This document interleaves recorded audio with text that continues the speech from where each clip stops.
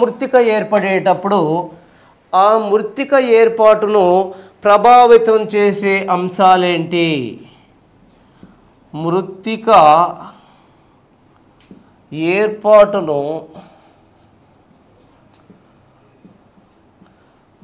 ప్రభావితం చేసే అంశాలు.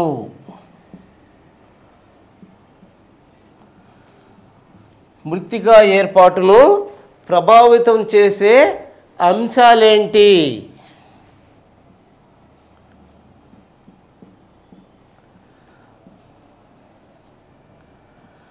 మృత్తిక ఏర్పాటును ప్రభావితం చేసే అంశాలేంటి అని మనం చూసినప్పుడు, మృత్తిక ఏర్పాటులో దాన్ని ప్రభావితం చేసే అంశాలను మనం చూసినట్టయితే, ఒకటి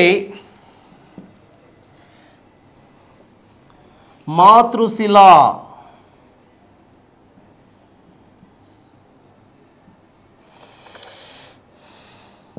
రెండు శీతోష్ణ స్థితి,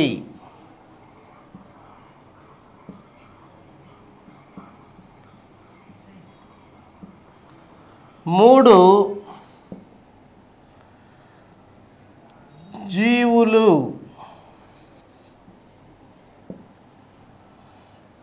నాలుగు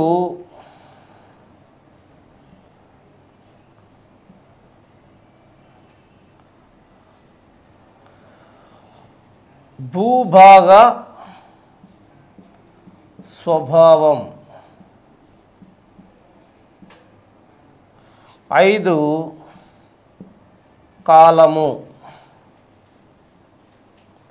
వీటిలో మాతృశిల ఇవి మృత్తిక ఏర్పాటుని ప్రభావితం చేస్తాయి. ఏ విధంగా ప్రభావితం చేస్తాయి? ఒక ప్రాంతంలో ఏర్పడే మృత్తికల్ని ఇవి ఏ విధంగా ప్రభావితం చేస్తున్నాయి అని మనం చూసినట్టయితే, మొదటగా మనం చూడాల్సింది మాతృశిల. ఏంటిది అసలు ఈ మాతృశిల అంటే? ఈ మాతృశిలను మనం కానీ చూసినట్టయితే, మాతృశిల అనేది మృత్తిక ఏర్పాటుకి మొదటి కారకము, ముఖ్యంగా ప్రభావితం చేసే కారకం. అసలు నేలల ఏర్పాటులో మొదటిగా ఉండేదే మాతృశిల. మాతృశిల ఆధారంగానే ఏ నేల అయినా ఏర్పడడం జరుగుతూ ఉంది. ఈ మాతృశిలలో మనం చూసామంటే ఒక్కొక్క మృత్తిక ఒక్కొక్క మాతృశిల ఆధారంగా ఏర్పడుతూ ఉంది. దీన్నే పేరెంట్ రాక్ అంటాము. ఎందుకని? మాతృశిల ఏదైతే ఉందో అది శీతోష్ణ స్థితి కారకాల వల్ల ఎక్స్పాండ్ అవ్వడం, అంటే సంకోచ వ్యాకోచాలు జరిగి అది శిథిలమై ఆ తర్వాత శిథిలమైన శిలా పదార్థం జీవ పదార్థంతో కలిసి ఆ రెండూ కలిసి కొన్ని వందల సంవత్సరాల వరకు లేదా వేల సంవత్సరాల వరకు అవి జీవరసాయనిక చర్యలకు లోనైన తర్వాతనే మనకి మృత్తిక తయారవుతూ ఉంది. కాబట్టి దీనిలో మృత్తిక అనేది, ఇది మాతృశిల అనేది చాలా ఇంపార్టెంట్. ఆ తర్వాత మనం చూసినట్టయితే ఈ మాతృశిల, అంతేకాకుండా మాతృశిల వల్ల మృత్తికకి రంగు కూడా వస్తుంది. రెండు శీతోష్ణ స్థితి పరిస్థితులు అని మనం చూసినట్టయితే, ఏంటి ఆ శీతోష్ణ స్థితి పరిస్థితులు? ఇక్కడ చూడండి, మృత్తిక ఏర్పాటును ప్రభావితం చేసే అన్ని అంశాలలో అతి ప్రధానమైన అంశం శీతోష్ణ స్థితి అనేది గుర్తుంచుకోవాలి. క్లైమాటిక్ కండిషన్స్, ఒక భౌగోళిక ప్రాంతంలో ఉన్న ఈ శీతోష్ణ స్థితి పరిస్థితులు మృత్తిక ఏర్పాటుని అధికంగా ప్రభావితం చేస్తూ ఉన్నాయి. ఎలా అంటే, శీతోష్ణ స్థితులు వర్షపాతం చూసినట్టయితే ఒక భౌగోళిక ప్రాంతంలో బాష్పీభవన బాష్పోస్తేకము. బాష్పీభవనం అంటే మీకు తెలుసు. బాష్పీభవనం అంటే ఏంటి? అధిక ఉష్ణోగ్రతల కారణంగా భూమి మీద ఉన్న నీరు ఆవిరై పైకి పోవడాన్ని బాష్పీభవనం అంటాం. అలా కాకుండా చెట్లు ఏదైతే చెట్లు ఉన్నాయో వాటి ఆకుల ద్వారా నీటిని వాతావరణంలోకి పంపించడాన్ని బాష్పోత్సేకము అంటున్నాము. దీన్నే ఇంగ్లీష్లో ఎవాపో ట్రాన్స్పిరేషన్ అంటారు. మరి ఈ ఎవాపో ట్రాన్స్పిరేషన్ అనేది అంటే బాష్పీభవన బాష్పోత్సేకం అనేది వర్షపాతం కన్నా తక్కువగా ఉంటే, ఒక భౌగోళిక ప్రాంతంలో పడే వర్షపాతం కన్నా బాష్పీభవన బాష్పోత్సేకం తక్కువగా ఉంటే అప్పుడు ఏర్పడే నేలలను ఫెడాల్ఫర్స్ అంటారు. ఆ నేలలను ఏమంటారో ఫెడాల్ఫర్స్ అంటారు. అలా కాకుండా బాష్పీభవన ఒక భౌగోళిక ప్రాంతంలో ఉండే బాష్పీభవన బాష్పోత్సేకము కన్నా పడే ఆ భౌగోళిక ప్రాంతంలో పడే వర్షపాతం తక్కువగా ఉంటే అప్పుడు ఏర్పడే నేలలను పెడోకాల్స్ అంటారు. జాగ్రత్తగా చూడండి, రెండుగా చూస్తాం. ఇక్కడ వర్షపాతం ఏం జరుగుతుంది? పెడాల్ఫర్స్, రెండు పెడోకాల్స్. ఈ రెండు ఖచ్చితంగా గుర్తుపెట్టుకోవాలి. ఏం చెప్పాను నేను రెండింటి గురించి? ఎన్నిసార్లు అడుగుతున్నాడో వీటిని జాగ్రత్తగా చూసుకోండి. రెండింటికి డిఫరెన్స్. ఒక భౌగోళిక ప్రాంతంలో కురిసే వర్షపాతం, అక్కడ ఆవిరవుతున్న నీరు, అది చెట్ల ద్వారా కానీ లేదా భూమి మీద ఆవిరవుతున్న నీరు, ఆ రెండింటిని కలిపి మనం బాష్పీభవనం బాష్పోత్సేకం. బాష్పీభవన బాష్పోత్సేకం కన్నా అక్కడ కురిసే వర్షపాతం ఎక్కువైతే అప్పుడు ఏర్పడే నేలల్ని ఫెడాల్ఫర్స్ అంటున్నారు. అలా కాకుండా వాటికన్నా తక్కువైతే, వర్షపాతం తక్కువైతే బాష్పీభవన బాష్పోత్సేకం కన్నా ఏర్పడే నేలల్ని పెడోకాల్స్ అంటున్నారు. అంతేకాకుండా శీతోష్ణ స్థితి వర్షపాతం రూపంలోనే కాకుండా మరి ముఖ్యమైనది ఇంకో శీతోష్ణ స్థితిలో ఇంకొక కారకమైనది ముఖ్యమైనది ఉష్ణోగ్రతలు.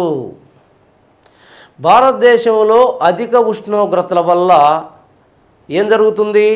నేలల్లో ఉండే సేంద్రియ పదార్థం ఏదైతే హ్యూమస్ అనుకుంటున్నామో ఆ హ్యూమస్ లేదా సేంద్రియ పదార్థం తొందరగా విఘటనము చెంది మరి ఈ ప్రాంతంలో విఘటనం చెందడం వల్ల ఈ ప్రాంతంలో అంటే భారతదేశ భూముల్లో ఈ సేంద్రియ పదార్థం లేదా హ్యూమస్ తగ్గిపోతూ ఉంది. దానివల్లనే భారతదేశంలో నైట్రోజన్కు సంబంధించిన ఈ ఫర్టిలైజర్స్ అంటే ఎరువుల్ని మనం ఎక్కువగా వాడాల్సి వస్తూ ఉంది. అర్థమైందా దీనికి? ఎందుకని? భారతదేశంలో అధిక ఉష్ణోగ్రతలు ఉన్నాయి. మరి అధిక ఉష్ణోగ్రతల వల్ల భారతదేశ నేలల్లో ఉన్న సేంద్రియ పదార్థం లేదా హ్యూమస్ అనేది తొందరగా విఘటనం చెందుతుంది. మరి విఘటనం చెందేది బయటికి వెళ్ళిపోతుంది. దాంతో భారతదేశంలో నేలల్లో నత్రజని సంబంధమైన పోషక పదార్థం తక్కువగా ఉంటుంది. దాంతో మనం నత్రజని సంబంధమైన ఎరువుల్ని, ఆర్టిఫిషియల్ ఎరువుల్ని మన నేలలకి ఎక్కువ ఇవ్వాల్సిన అవసరం ఏర్పడుతూ ఉంది. ఇది శీతోష్ణ స్థితి యొక్క ముఖ్యమైన అంటే శీతోష్ణ స్థితి మన నేలల్ని ఎంత ముఖ్యంగా ప్రభావితం చేస్తుందో మనం గమనించాలి. ఆ తర్వాత జీవులు ఏ విధంగా ప్రభావితం చేస్తాయి? నేలల ఏర్పాటును కానీ నేలల యొక్క సారవంతాన్ని కానీ ఏ విధంగా ప్రభావితం చేస్తాయి? ఒక నేలల ఏర్పాటులో జీవుల యొక్క ప్రాముఖ్యత ఏంటి అని మనం చూసినట్టయితే కొన్ని రకాల జీవుల్ని చూసినట్టయితే ఏ అయితే నేలల్లో బొరియలు చేసే జీవులు, అనేక రకాలైన నక్కలు కొన్ని బొరియలు చేస్తూ ఉంటాయి, కొన్ని కుందేళ్ళు బొరియలు చేస్తూ ఉంటాయి, మరి ఎలుకలు, చుంచులు ఇటువంటి అనేక జంతువులు నేలల్లో బొరియలు చేస్తూ ఉంటాయి. మరి నేలల్లో బొరియలు చేసేటప్పుడు ఇవి కింద పొరల్లో ఉండే అతిసారవంతమైన మట్టిని కానీ కింద పొరల్లో ఉండే అంటే నేలల యొక్క కింద పొరల్లో ఉండే అతి ఇంపార్టెంట్ మినరల్స్ని, ప్రాముఖ్యమైన మినరల్స్ని కానీ భూమి యొక్క పై పొరల్లోకి తీసుకువస్తూ ఉంటాయి. ఎప్పుడైతే ఇవి భూమి యొక్క పైపొరల్లోకి తీసుకొస్తూ ఉంటాయో ఆ పైపొరల్లో తీసుకురావడం వల్ల ఆ భూమి సారవంతమైన భూమిగా మారిపోతూ ఉంది. సారవంతమైన భూమిగా మారిపోతూ ఉంది. అంతేకాకుండా రీసెంట్గా మీరు ఒక విషయాన్ని గమనించాలి. వెర్మీ కంపోస్ట్ అంటున్నారు. ఏంటి అసలు వెర్మీ కంపోస్ట్ అంటే? దీనిలో ముఖ్యంగా మనం వానాకాలం వచ్చిందంటే కొన్ని చిన్న చిన్న పాముల్లాగా బయటకు వస్తుంటాయి. దాన్నే మనం వానపాములు అంటున్నాం. ఈ వానపాములు ఏం చేస్తాయంటే తాము ఆహారం తినేటప్పుడు అక్కడున్న మట్టిని కూడా దాంతోపాటు తినేస్తాయి. మరి అవి విసర్జించేటప్పుడు ఆ రెండింటిని కలిసి విసర్జిస్తాయి. ఈ రెండింటిని కలిపి తిన్న తర్వాత అనేక జీవ రసాయన ప్రక్రియలు ఆ జీవిలోనే జరిగి అవి చాలా ఫైన్ మెటీరియల్ అంటే సారవంతమైన భూమిలాగా వాటి విసర్జికాలు బయటకు వస్తాయి. ఈ రకంగా కొంత ప్రాంతంలో కొన్ని వందల వానపాములు ఉండి ఆ రకంగా కొన్ని సంవత్సరాల పాటు విసర్జిస్తూ ఉంటే ఆ ప్రాంతం అంతా కూడా చాలా సారవంతమైన భూమిగా తయారవుతూ ఉంది.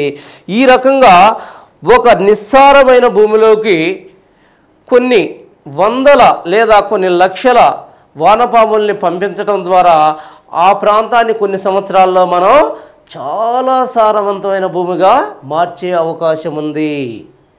సో ఈ రకంగా జీవులు భూమి యొక్క సారవంతాన్ని పెంచడానికి ఉపయోగపడుతూ ఉన్నాయి. ఈ విధంగా నేలల ఏర్పాటుని లేదా మృత్తికా ఏర్పాటుని ప్రభావితం చేస్తూ ఉన్నాయి జీవులు.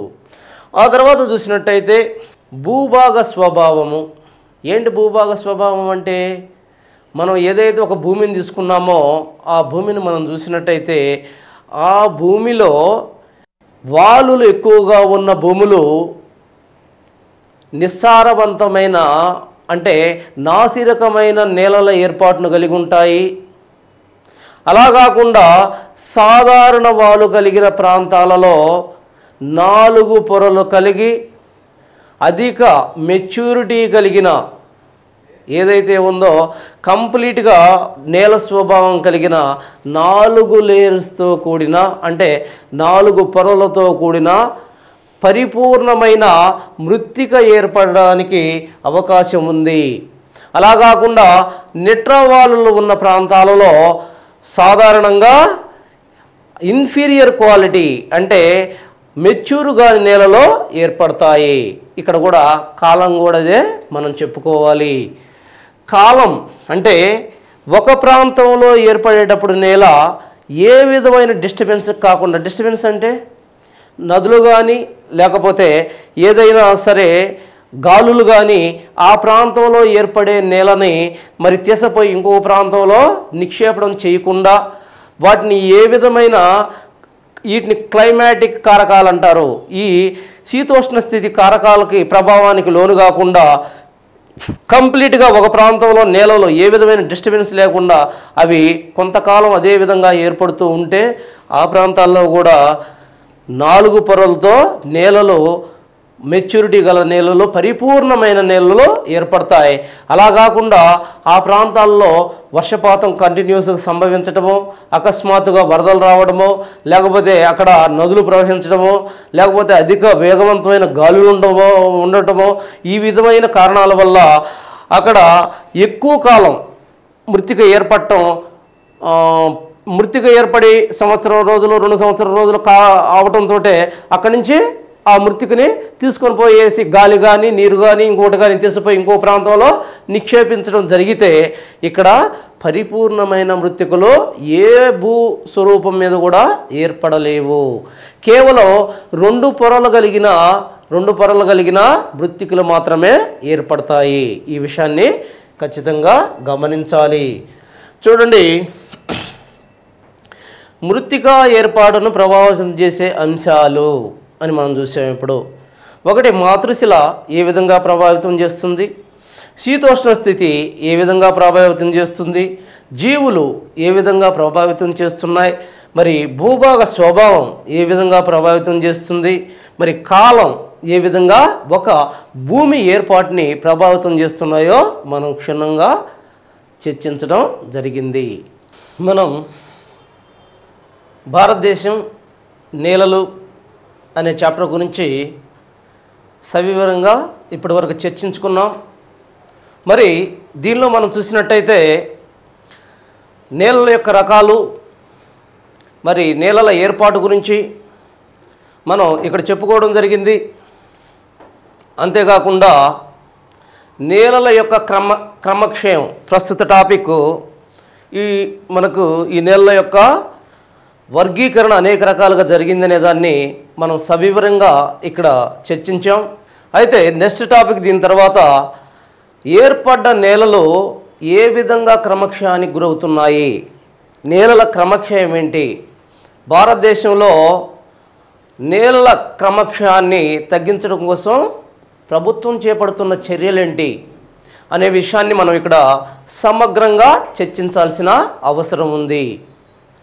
ఇక్కడ మనం చూసినట్టయితే అసలు క్రమక్షయము అంటే ఏంటి అని కానీ మనం చూసినట్టయితే, క్రమక్షయము దీన్నే ఆంగ్లంలో ఎరోజన్ అంటారు. మరి ఈ క్రమక్షయాన్ని మనం చూసినట్టయితే భూమి మీద సన్నని పొరగా, భూపటలం మీద ఉన్న సన్నని పొరని మనం మృత్తిక లేదా నేల అన్నాం.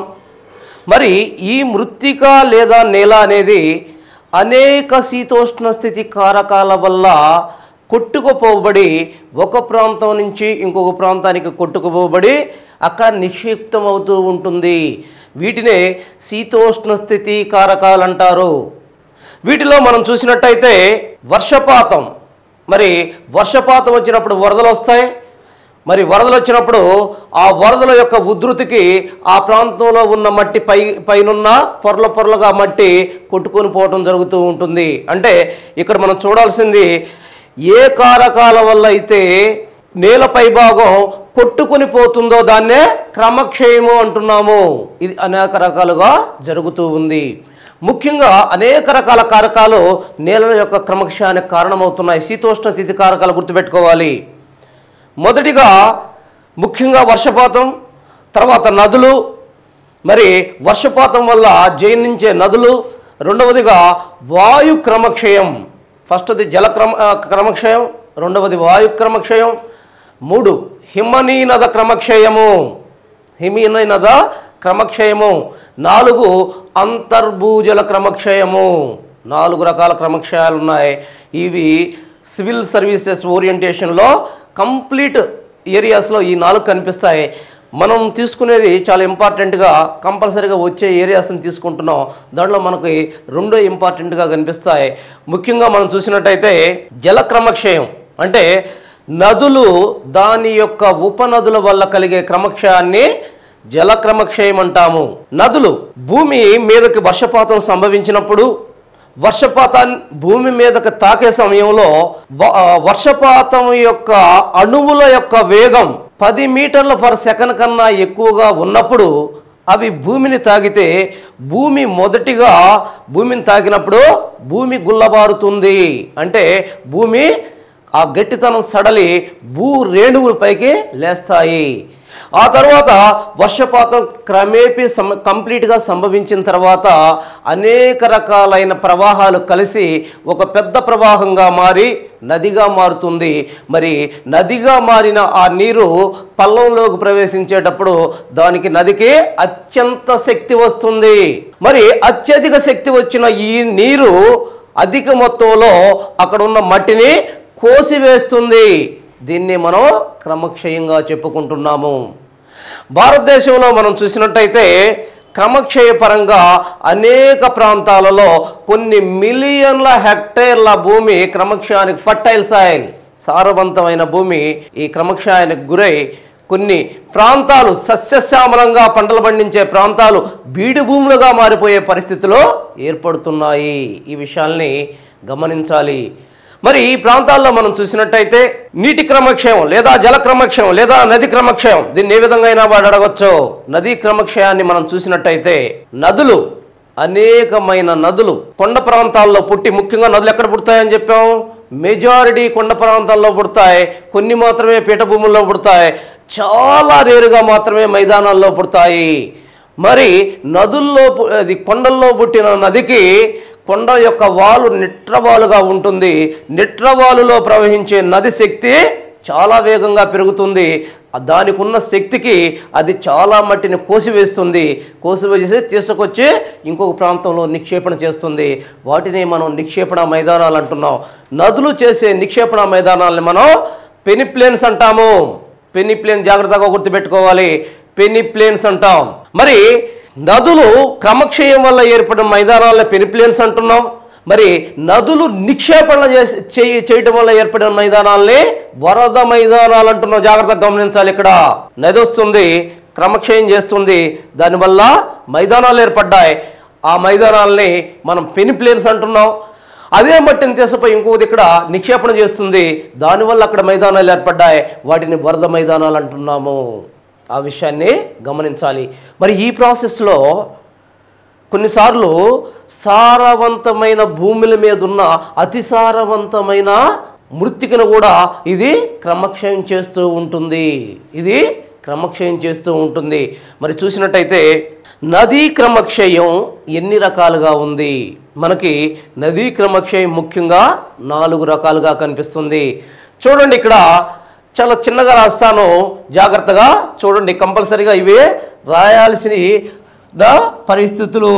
1 పటక్రమక్షయము. పటక్రమక్షయము. మరి 2వదిగా చూస్తే వంక క్రమక్షయము. 3 అవనాళిక క్రమక్షయము. మరి 4 రివరైన్. ఈ 4 గుర్తుపెట్టుకోండి చాలు. పటక్రమక్షయం అంటే ఏంటి? ఈ 4 ఏ క్రమక్షయానికి సంబంధించినవి? నదీ క్రమక్షయానికి సంబంధించినవి. మనం చూసినట్టయితే నదీ క్రమక్షయానికి సంబంధించిన దీనిలో మనం చూస్తే పటక్రమక్షయం అంటే ఏంటి? వర్షపాతం సంభవించింది, వర్షపాతం పడేటప్పుడు ఆ వర్ష బిందువుల తాకిడికి నేల గుల్లబారింది. గుల్లబారిన నేల వర్షపాతం సంభవించిన తర్వాత ఆ యొక్క ప్రవాహాలన్నీ కలిసి ఒక పెద్ద ప్రవాహంగా ఏర్పడి నేల మీద ప్రవహించేటప్పుడు అది షీట్లు షీట్లుగా, అంటే పొరల పొరలుగా ఆ పై నేలని కట్ చేస్తూ పోతూ ఉంటుంది. ఈ విధంగా నది అంటే ఒక ప్రవాహం, ఒక నీటి ప్రవాహం లేదా నది ప్రవాహం ఏదైతే ఉందో అది నేల మీద అంటే పటలం మీద ఉన్న భూమిని పొరల పొరలుగా క్రమక్షయం చేయడాన్ని పటక్రమక్షయము అంటాము. పటక్రమక్షయము అంటాము. మరి పటక్రమక్షయము ఎక్కడ కనిపిస్తుంది మనకు? ముఖ్యంగా శివాలిక్ పర్వతాలు, పశ్చిమ కనుమలు, మరి తూర్పు కనుమలు, ఈ ప్రాంతాల్లో మనకి పటక్రమక్షయం అనేది పర్టికులర్గా కనిపిస్తూ ఉంది. జాగ్రత్తగా గమనించాలి. తర్వాత 2వదిగా చూసినట్టయితే వంక క్రమక్షయము. పటక్రమక్షయం అయిపోయింది, నేల మీద ఉన్న పొరలు వెళ్ళిపోయాయి, నేల బోడిగా కనిపిస్తూ ఉంది. మరి వర్షపాతం అదే విధంగా సంభవిస్తూనే ఉంది. మరి వర్షపాతం సంభవించేటప్పుడు ప్రవాహాలు అదే విధంగా ప్రవహిస్తూ ఉన్నాయి. ఆ టైంలో ఏదైతే మనం చూస్తూ ఉంటాం, వర్షం వచ్చినప్పుడు మన ఇళ్ళ దగ్గర కూడా ఏదైతే వర్షం కురిసిన తర్వాత వర్షపు నీరు ప్రవహించేటప్పుడు మన ఏళ్ల ఆకారంలో, మన 5 ఏళ్ళు ఏ విధంగా ఉంటాయో ఆ ఏళ్ల ఆకారంలో కొన్ని గాడులు పడి భూమి మీద ఆ గాడుల్లో నీరు ప్రయాణించడం చూస్తూ ఉంటాం. దాన్నే వంక క్రమక్షయము అంటాము. వంక క్రమక్షయము అంటాము. వంక క్రమక్షయం అంటే ఏంటి? అక్కడ నదులు కానీ లేదా నీటి ప్రవాహాల యొక్క కోత వల్ల పటక్రమక్షయం. బాగా గుర్తుపెట్టుకోండి, ఇక్కడ అనేక క్వశ్చన్స్ చెప్పింది మామూలుగా ఉన్నట్టు అనిపిస్తుంది, కానీ అనేక క్వశ్చన్స్ వస్తూ ఉంటాయి. ఏమని అడుగుతాడు? ఏ క్రమక్షయం తర్వాత వంక క్రమక్షయం స్టార్ట్ అవుతుంది అని అడుగుతాడు. ఖచ్చితంగా మీరు గమనించాల్సింది పటక్రమక్షయం తర్వాత వంక క్రమక్షయం స్టార్ట్ అవుతుంది. పటక్రమక్షయాన్ని ఇంగ్లీష్లో చాలా ఈజీగా ఉంటుంది, ఇంగ్లీష్లో గుర్తుపెట్టుకోండి, షీట్ ఎరోజన్ అంటారు. పటక్రమక్షయాన్ని షీట్ ఎరోజన్ అంటారు. వంక క్రమక్షయాన్ని రిల్ ఎరోజన్ అంటారు. షీట్ ఎరోజన్ తర్వాత రిల్ ఎరోజన్ స్టార్ట్ అవుతుంది. పటక్రమక్షయంలో భూమి పొరలగా వెళ్ళిపోతుంది. పైన భూమి పొరలగా వెళ్ళిపోయిన తర్వాత దాని కింద ఉన్న భూమి మీద నీరు ప్రవహించేటప్పుడు ఆ భూమిని అంటే కొంచెం లోతుగా క్రమక్షయం చేస్తుంది. ఆ క్రమక్షయం చేయటం వల్ల ఆ ప్రాంతంలో ఏవి ఏర్పడతాయి? ఫింగర్ రూపంలో అక్కడ కొన్ని గాడులు ఏర్పడతాయి. ఆ గాడుల్లో ఈ నీరు ప్రవహిస్తుంది. దీన్నే వంక క్రమక్షయము అంటారు. ఇది ఎక్కడ కనిపిస్తుంది అంటే ముఖ్యంగా కొండ ప్రాంతాలు, భారతదేశంలో కొండ ప్రాంతాలు, మరి అంతేకాకుండా ఏ అయితే పీఠభూమి ప్రాంతాలు ఉన్నాయో ఆ పీఠభూముల యొక్క స్లోప్స్లో ఇవి కనిపిస్తూ ఉంటాయి.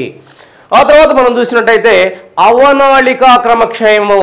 ఏంటిది అవనాళికా క్రమక్షయం అంటే? ఇప్పుడు భూమి మీద కొన్ని ఏదైతే వేళ్ళాకారంలో ఉన్న చిన్న చిన్న లోయలు ఏర్పడి ఆ లోయల్లో ఈ నీరు ప్రవహిస్తూ ఉందో, ఇలాగే ప్రవహిస్తున్న నదీ నీరు లేదా వర్షపాత నీరు ఇంకా లోతుగా ఏర్పరిచి కొంతసేపు అయిన తర్వాత ఏమవుతుంది? ఈ చేతి ఆకారంలో లేదా వేళ్ల ఆకారంలో ఏర్పడిన లోయల్లో నీరు ప్రవహిస్తూ ఉంటే మనం వంక క్రమక్షయం అన్నాం. ఆ తర్వాత ఈ ఏళ్ల రూపంలో ఏర్పడిన ఈ గాడులు ఇంకా లోతుగా ఏర్పడతాయి. ఎందుకంటే కంటిన్యూస్గా నీరు ప్రవహిస్తూ ఉంటుంది. ఆ నీరు భూమిని కోస్తూ ఉంటుంది. దానివల్ల ఇంకా లోతుగా గాడులు ఏర్పడతాయి. వాటిని అవనాళికా క్రమక్షయం అంటాము. అవనాళికా క్రమక్షయం అంటాం. సింపుల్. ఫస్ట్ది షీట్లు లేచిపోతాయి, కింద ఉన్న భూమి మిగులుద్ది.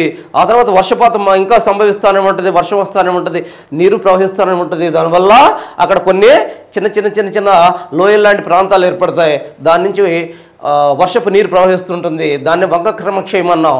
ఆ తర్వాత కాలంలో ఆ లోయలు ఇంకా లోతు అవుతాయి. వాటినే మనం అవనాళికా క్రమక్షయం అంటున్నాం. మరి అవనాళికా క్రమక్షయం అంటే చాలా కొద్దిగా లోతులో గాడులు ఏర్పడి ఆ గాడుల్లో నీరు ప్రవహించటం. మరి ఇట్ట గాడులు ఎక్కువగా లోతులో గాడులు ఏర్పడితే మరి ఆ నేలలు ఏ రకంగా మారుతాయి? అవి పంటలకి పనికి రాకుండా ఎందుకు పనికిరాని భూములుగా మారుతాయి.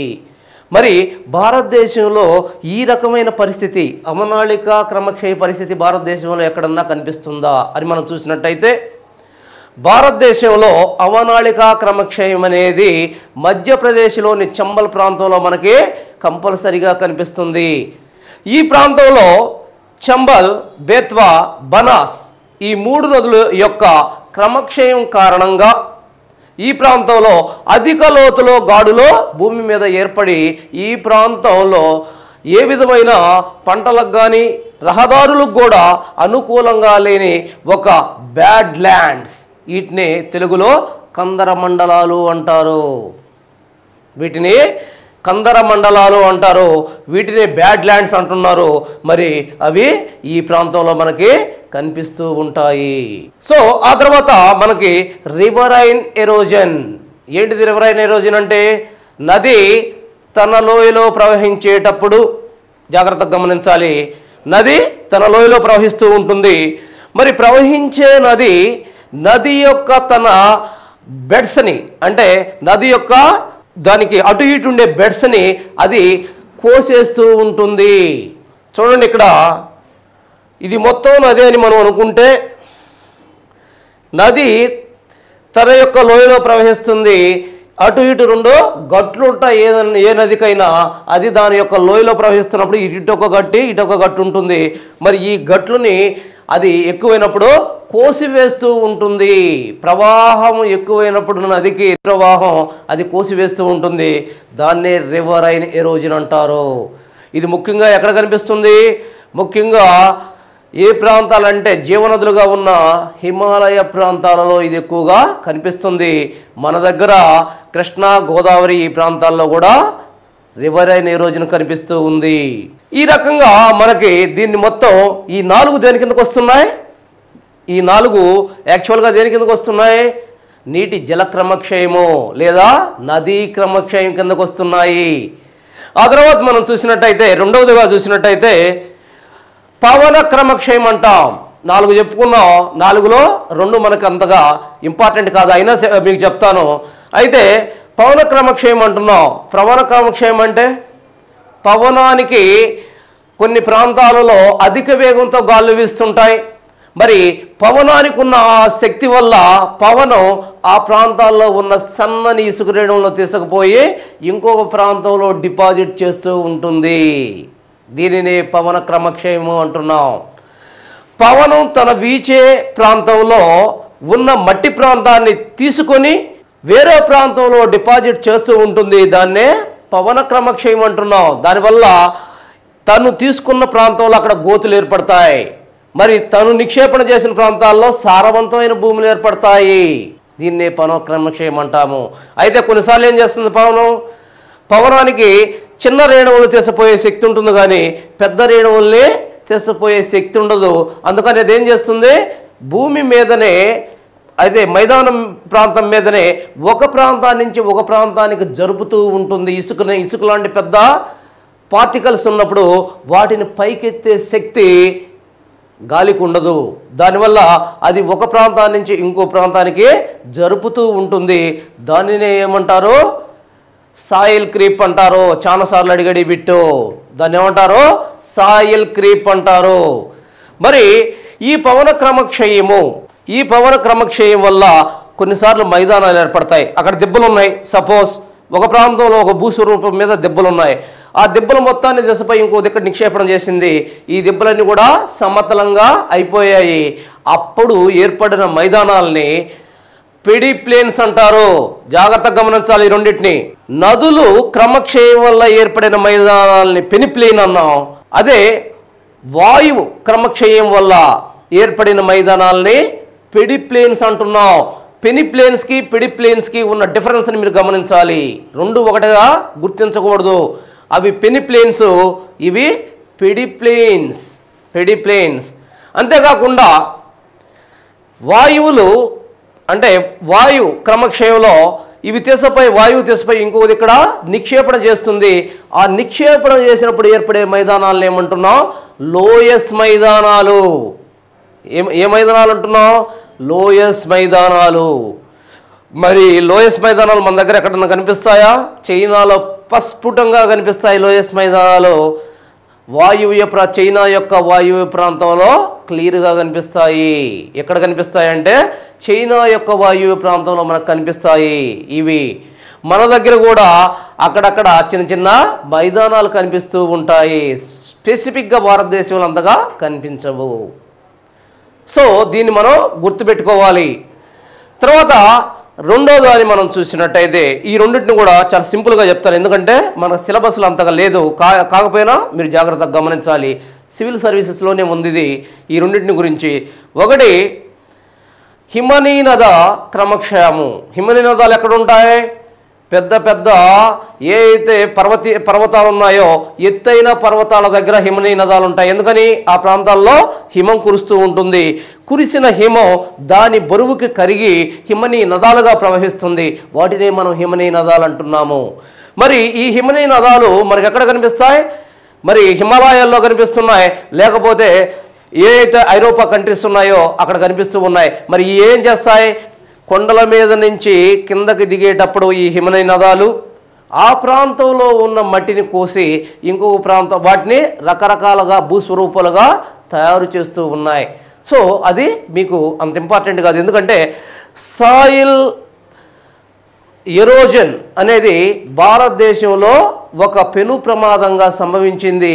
దీనివల్ల చాలా సారవంతమైన భూములు నిస్సారంగా మారిపోతున్నాయి. అన్నం పెట్టే మెయిన్గా మనం చూసినట్టయితే ఏ మైదాన ప్రాంతాలు భారతదేశానికి అన్నపూర్ణగా ఉంటున్నాయో ఆ ప్రాంతాలన్నీ కూడా నష్టపోయే పరిస్థితులు మరి మనకు వస్తున్నాయి. దానివల్ల భారతదేశంలో కరువు కాటకాలు సంభవించే పరిస్థితి ఉంది. కాబట్టి ఈ రెండింటి గురించి మనం ఖచ్చితంగా చదువుకోవాలి.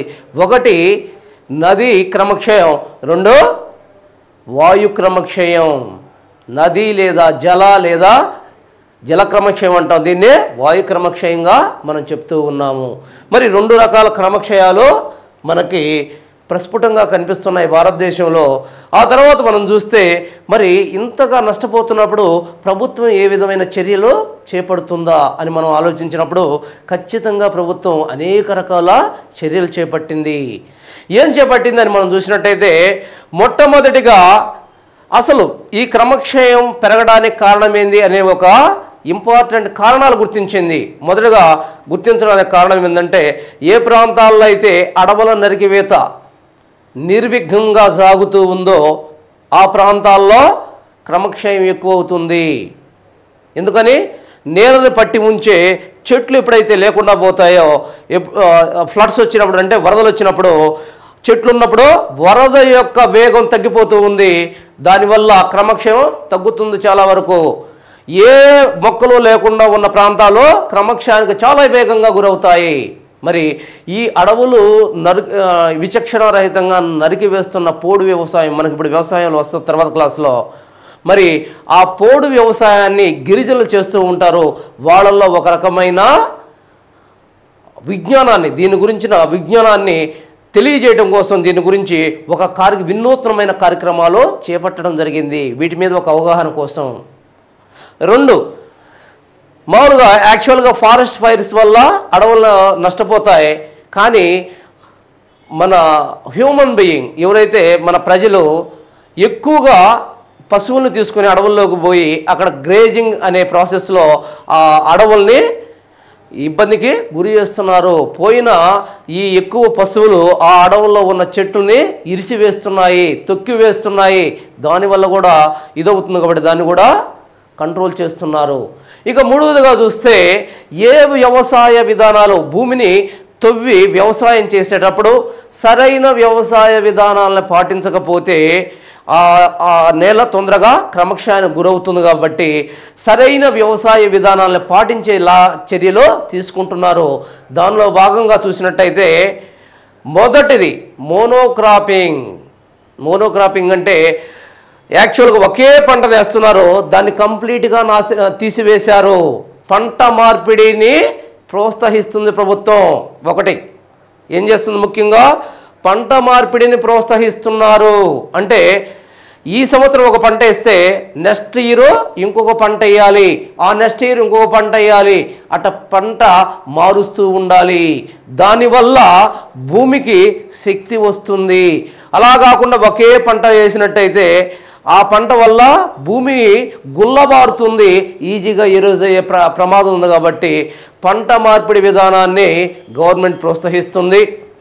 మరి 2వదిగా చూసినట్టయితే స్ట్రిప్ క్రాపింగ్. ఏంటి స్ట్రిప్ క్రాపింగ్ అంటే ఒక భౌగోళిక ప్రాంతం, అది ఎకరా కావచ్చు లేదా హెక్టర్ కావచ్చు, ఆ ప్రాంతంలో మనం కంప్లీట్గా ఒక క్రాప్ని వేయకుండా ఒక భౌగోళిక ప్రాంతంలోనే ఒక ప్రాంతంలో ఇటు చూడండి ఒక్కసారి, ఇది 1 ఎకరా పొలం అనుకుంటే ఈ ఎకరా పొలంలో ఈ విధంగా ఇదంతా కూడా ఒక పంట. మరి ఇక్కడ గ్యాప్ వదులుతారు, ఆ తర్వాత ఇదంతా ఒక పంటగా, మరి ఇక్కడ గ్యాప్ వదిలేసి ఇదంతా ఒక పంట. ఈ రకంగా వీటిని స్ట్రిప్స్ అంటారు. వీటిని స్ట్రిప్స్ అంటారు.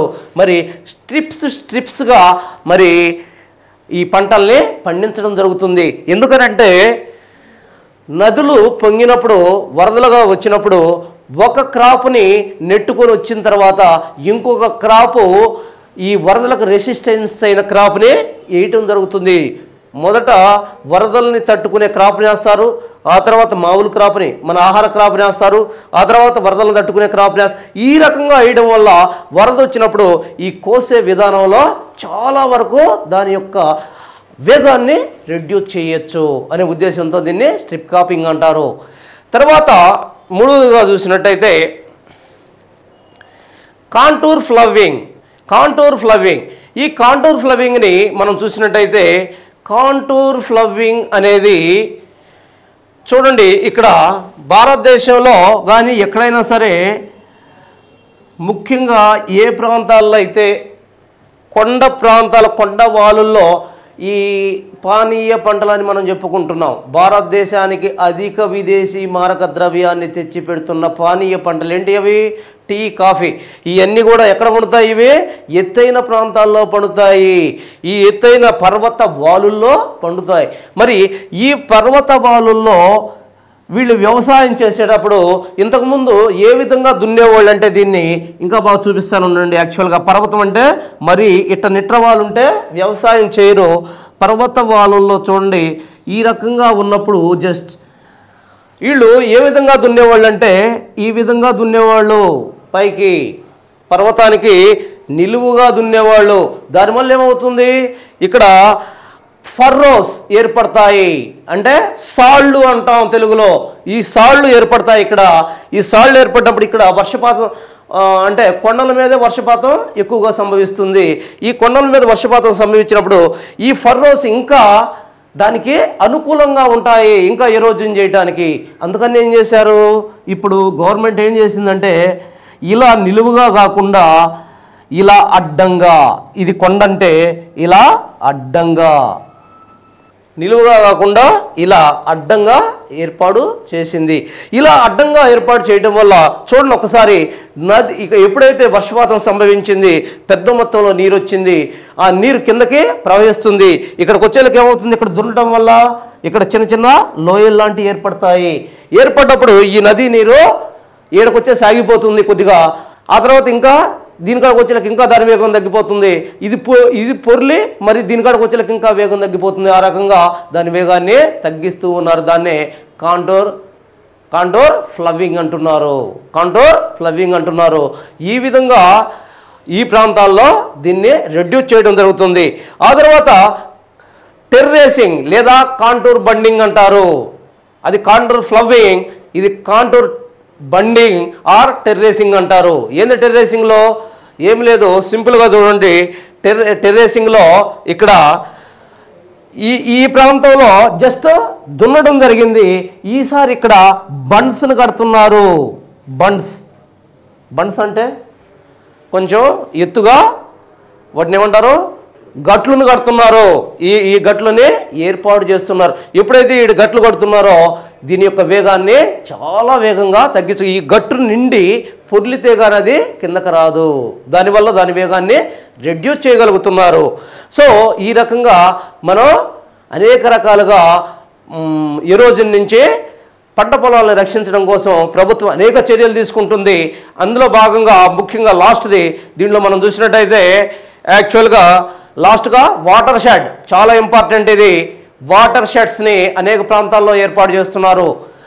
ఎక్కడైతే నది వర్షపాతం తక్కువగా ఉంటుందో, ఏ ప్రాంతాల్లో అయితే ఇరిగేషన్ ఫెసిలిటీస్ లేకుండా, నీటిపారుదల అవకాశాలకి అవకాశం లేకుండా, నీటిపారుదల సౌకర్యాలకు అవకాశం లేని ప్రాంతాలు, శుష్క ప్రాంతాలలో, అది కొండ ప్రాంతాలు లేదా పల్లపు ప్రాంతాల్లో వర్షపాతం సంభవించినప్పుడు ఆ వర్షపాతం వల్ల వాస్తవంగా రెండు జరుగుతాయి.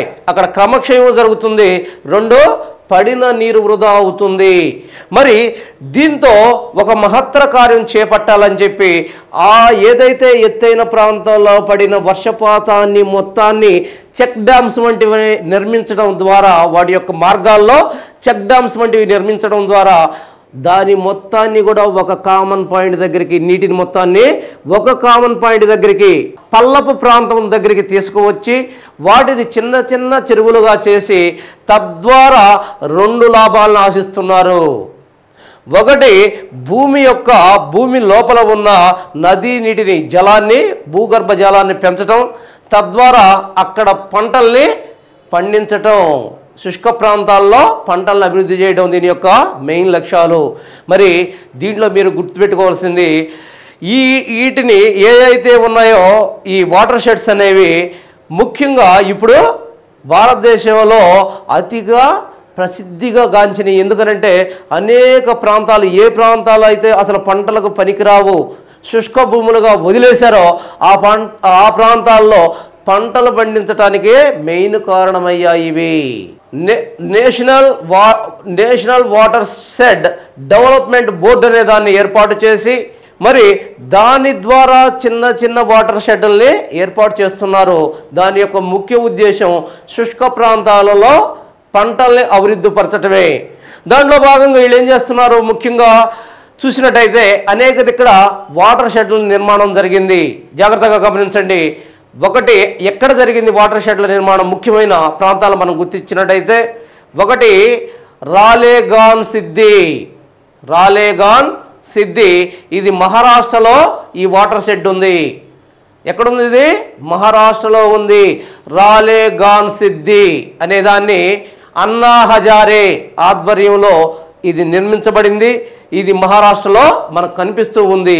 దీన్నే రాలేగాన్ సిద్ధి అంటున్నారు. తర్వాత రెండవదిగా చూసినట్టయితే తిల్వారా వాటర్ షెడ్. దాని పేరేంది? తిల్వారా వాటర్ షెడ్. ఎక్కడ కనిపిస్తుంది ఇది?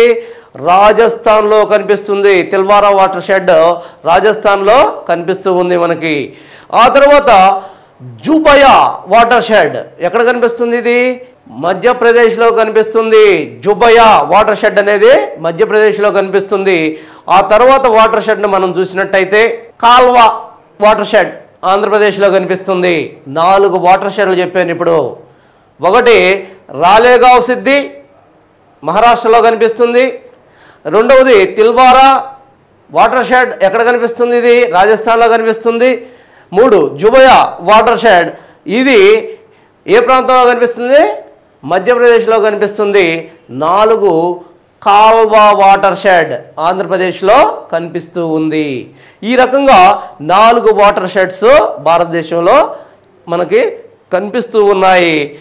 ఆ తర్వాత చూసినట్టయితే దీంతో మనకి నేలలు, ఆ నేలలు ఎట్ట ఏర్పడ్డాయి, మరి నేలలో ఏర్పాటుకు కావాల్సిన పరిస్థితులు ఏంటి, నేలల ధర్మాలేంటి, నేలల ఆమ్లత్వం ఏంటి, నేలల్లో ఉండే ఖనిజాలేంటి, మరి నేలల్లో ఉండే రకాలేంటి, మరి ఆ రకాలను ఎన్ని రకాలుగా వర్గీకరించడం జరిగింది, మరి ఆ నేలల్లో మరి ఏ ప్రాంతాల్లో ఏ నేలల విస్తరణ ఉంది, ఆ నేలల్లో ఏమి లోపించాయి, ఏ మూలకాలు ఉన్నాయి, ఏమి లోపించాయి, మరి అవి ఏ పంటలకు అనుకూలంగా ఉన్నాయి.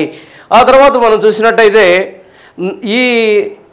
ఇవన్నీ కూడా యాక్చువల్గా ఈ నేలలు ఎలా నాశనం అవుతున్నాయి, మరి నాశనం అవడానికి కారణం ఏంది, ఆ క్రమక్షయం అంటే ఏంటి, ఆ క్రమక్షయం ఎన్ని రకాలుగా జరుగుతుంది, మరి ఆ క్రమక్షయాన్ని నుంచి పంటలను అంటే నేలలను కాపాడటానికి ప్రభుత్వం తీసుకున్న చర్యలేంటి అనే విషయాలను మొత్తం కూడా మనం క్షుణ్ణంగా చర్చించడం జరిగింది. అయితే లాస్ట్గా భారతదేశంలో ఈ మృత్తికల గురించిన పరిశోధనా కేంద్రాలేంటి అని మనం చూసినట్టయితే జాగ్రత్తగా చూడాలి. ఇటు చూడండి, పరిశోధనా కేంద్రాలేంటి. ఒకటి మృత్తికా పరిశోధనా కేంద్రము ఊటీలో ఉంది. మృత్తికా పరిశోధనా కేంద్రము ఊటీలో ఉంది. మరి ఊటీ ఎక్కడ ఉంది? తమిళనాడులో ఉంది. తమిళనాడులో ఉంది. రెండవదిగా మనం చూసినట్టయితే నల్లరేగడి మృత్తికల పరిశోధనా కేంద్రం ఇది బళ్ళారిలో ఉంది. బళ్ళారి కర్ణాటకలోని బళ్ళారిలో కనిపిస్తూ ఉంది. తర్వాత ఎడారి మృత్తికల పరిశోధనా కేంద్రం మనకి జోధ్పూర్. ఎక్కడిది జోధ్పూర్ అంటే? రాజస్థాన్. మరి జోధ్పూర్లో ఎడారి మృత్తికల పరిశోధనా కేంద్రం మనకు కనిపిస్తూ ఉంది. ఆ తర్వాత శివాలిక్ మృత్తికల పరిశోధనా కేంద్రం మనకి చండీగఢ్లో కనిపిస్తూ ఉంది. ఆ తర్వాత సాయిల్ సర్వే ఆఫ్ ఇండియా మనకి కలకత్తాలో కనిపిస్తూ ఉంది. దీన్ని ఏర్పాటు చేసింది, దీని మెయిన్ సెంటర్ కలకత్తాలో ఉంది. తర్వాత ICAR Indian council of agriculture research మరి ఇది మనకి ఢిల్లీలో కనిపిస్తూ ఉంది. దీని ఏర్పాటు ఢిల్లీలో జరిగింది. మరి ఇక్రిసాట్ లాస్ట్లో మనకి ICRISAT international crop research for semi arid tropics international crop research institute for semi arid tropics అనేది మనకి ఇది హైదరాబాద్లో ఉంది. మరి వీటిని మొత్తం చూసినట్టయితే మళ్ళీ ఒకసారి చెప్తాను చూడండి. మృత్తికల పరిరక్షణ కేంద్రం, ఊటీలో కనిపిస్తుంది. నల్లరేగడి మృత్తికల పరిరక్షణ కేంద్రం బళ్ళారిలో కనిపిస్తుంది. మరి ఎడారి మృత్తికల పరిరక్షణ కేంద్రం జోధ్పూర్లో ఉంది. శివాలిక్ మృత్తికల పరిరక్షణ కేంద్రం చండీగఢ్లో ఉంది. మరి సాయిల్ సర్వే ఆఫ్ ఇండియా అనేది మన కలకత్తాలో ఉంది. ICAR Indian council of agriculture research అనేది మనకు ఢిల్లీలో కనిపిస్తుంది. ఇక్రిషాట్ అంటే international crop research institute for semi arid tropics అనేది మనకి హైదరాబాద్లో కనిపిస్తుంది. సో దీంతో మనకి నేలలు, భారతదేశం యొక్క నేలలు, వాటి ఏర్పాటు, మరి వాటిలో ఉన్న స్వభావాల గురించి, లక్షణాల గురించి, ఆమ్లత్వం గురించి, మరి వాటి యొక్క వివిధ రకాల గురించి, మరి అవి ఏ బేసిస్ మీద వాటిని వర్గీకరణ చేశారనే దాని గురించి, వాటిలో ఉన్న మినరల్స్ గురించి, మరి వాటి యొక్క కంప్లీట్ విధానాన్ని గురించి మనం ఇక్కడ చెప్పుకోవటం జరిగింది. ఏ అయితే దీనిలో ఉన్నాయో వాటిని మీరు దేనికి దానికి అంటే చిన్న చిన్నగా పటం సరిగా రాకపోయినా మీకు పటం వేసుకునేసి వాటిని గుర్తుంచుకునేసి ఆ గుర్తుంచుకున్న తర్వాత ఒక్కో దాని గురించి మీరు పఠనం చేసినట్టయితే మీకు ఈజీగా గుర్తుంటుంది. సపోజ్ ఇక్కడ చూడండి, దీన్ని ఏమంటున్నాం మనం? ఒండ్రు నేలలు అంటున్నాం. ఇక్కడ చూస్తున్నట్టయితే మీకు ఒండ్రు నేలను మీరు మగ్గింగ్ చేయాల్సిన అవసరం లేదు, లేదా పిడి కొట్టాల్సిన అవసరం లేదు. ఇక్కడ చూడండి, ఎక్కడ కనిపిస్తుంది? ఇది గుజరాత్లో కనిపిస్తుంది. ఇక్కడ పంజాబ్, హర్యానా, ఇక్కడ రాజస్థాన్లో కొంత భాగం పంజాబ్, హర్యానా, ఆ తర్వాత ఉత్తరాఖండ్, ఉత్తరప్రదేశ్, బీహార్, ఇటు చూస్తే వెస్ట్ బెంగాల్, ఆ తర్వాత ఈ ప్రాంతంలో వెస్ట్ బెంగాల్ మొత్తం, ఆ ప్రాంతంలో ఈ ప్రాంతం మొత్తం కూడా ఏదైతే తూర్పు తీర ప్రాంతం అంతా కూడా మనకు కనిపిస్తూ ఉంది. కాబట్టి ఈ రకంగా మీరు ఒక పటం వేసుకున్నప్పుడు పటంతో పాటు మీరు చదివినట్టయితే చాలా ఈజీగా గుర్తుంటుంది. కాబట్టి ఈ విధంగా మీరు ప్రాక్టీస్ చేయండి. ఒకసారి మొత్తం తీసుకొని దీన్ని చదివిన తర్వాత దీనికి సంబంధించిన క్వశ్చన్స్ పాత పేపర్లలో ఏమిచ్చాడు, ముఖ్యంగా మృత్తికలకు సంబంధించి వాటిని మీరు చూడకుండా దీన్ని చదివిన తర్వాత మీరు ప్రాక్టీస్ చేస్తే మీరు ఈజీగా ఈ విభాగంలో సక్సెస్ కాగలరు.